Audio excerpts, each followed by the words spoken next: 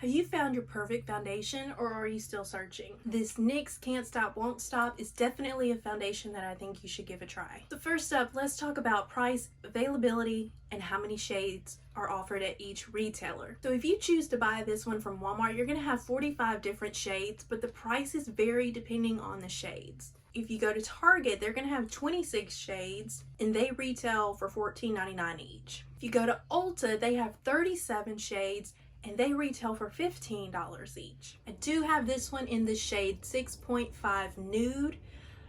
When you're looking again on Ulta, Walmart, and Target site, you might have to toggle between the three a little bit because some will tell you, especially on the photos where they have swatches of all the shades, they'll give you the number, which 6.5. Well, that's great. But then when you are actually down trying to choose your shade to purchase, they don't put that 6.5, 7, anything like that. They give you the name Nude. So again, you might have to, I think I went to Target to see the number and then Ulta to see the name. So you just might have to toggle between the three of those a little bit. So why do I think you should try this foundation? Let's jump right into some claims and see what they say this foundation can do for you. They say that it is lightweight, it's vegan. They claim that it's waterproof and transfer proof, which we all need right now in the summer. They say that it's mask proof and humidity proof. Again, we all need that right now. It is so hot, we're all sweating. We need to make sure this foundation will stay. They say that it is a full coverage foundation and that it has a matte finish. They claim that it's for all skin types and that it's cruelty free. So some pretty bold statements, right? So I'll tell you whether or not I think these all hold up. Let's look at one of the most important factors of any product, not just this foundation.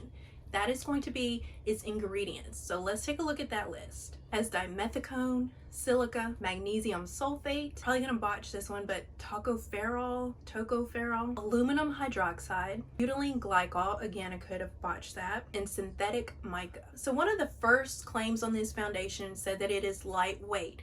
I definitely agree with this one. It is going to apply and you're not going to feel it. It's not going to be one of those foundations that you can feel sitting on your skin. It feels like it's weighing you down. I don't notice that at all with this product. As far as the consistency of this foundation, I do think it is on the thicker side.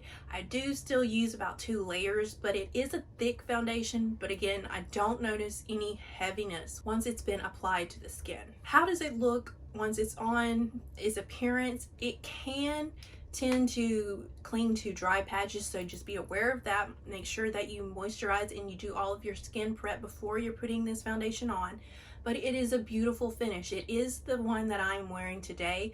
I love the coverage, I love the feel, and I love the way that it just looks once everything has been applied and it all kind of blends together. This foundation I find blends easily. I do use a brush for this, but I don't notice that I have to tug or over blend or work it too much to get any kind of blendability. I feel that it blends quite easily. So what is the coverage? I myself think this one is kind of in a medium to high, a little bit on the higher medium. Again, if you use about 2 layers.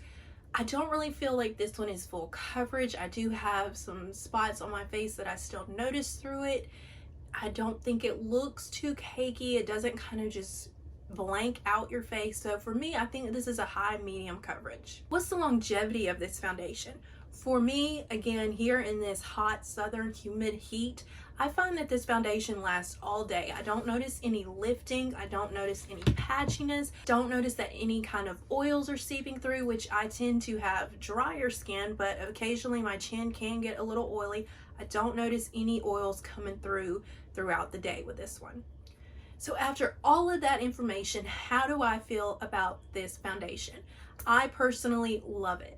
If you are wanting just a little bit more coverage, then I definitely think you should give this foundation a try. I tend to use a little bit lighter coverage, but I found, again, in the summer right now, this one is really pulling through. I love the finish on it. Again, if you have drier skin, you may need to prep that skin a little bit. Make sure that you are moisturizing and hydrating your skin before applying this one. And it does have a larger shade selection when it comes to finding your shade. I think it is a broader range. So for all of these reasons, I think this is a must try.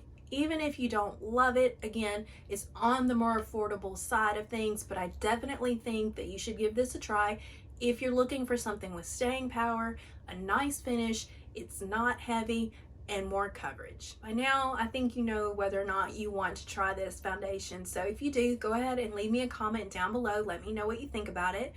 If you are looking for other products that I've tried, then go ahead and check out these other videos here, and I hope to see you in the next one. Bye.